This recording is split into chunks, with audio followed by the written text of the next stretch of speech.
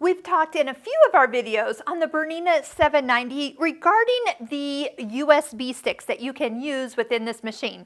If you can't find a 1 gig USB stick, definitely just head over to your Bernina retailer and buy the Bernina USB stick. It will be silver like this. You can reuse it. It will hold lots of designs. Designs are not very big files at all. Do remember you're using the format DST or EXP for putting designs onto the stick. You don't need any other software to do it. You just need to copy those designs from your computer or something you've downloaded from the internet, a CD you've bought. Just copy them on your computer and then paste them on the USB stick that's in your computer, and then take this and put it into the side of your machine.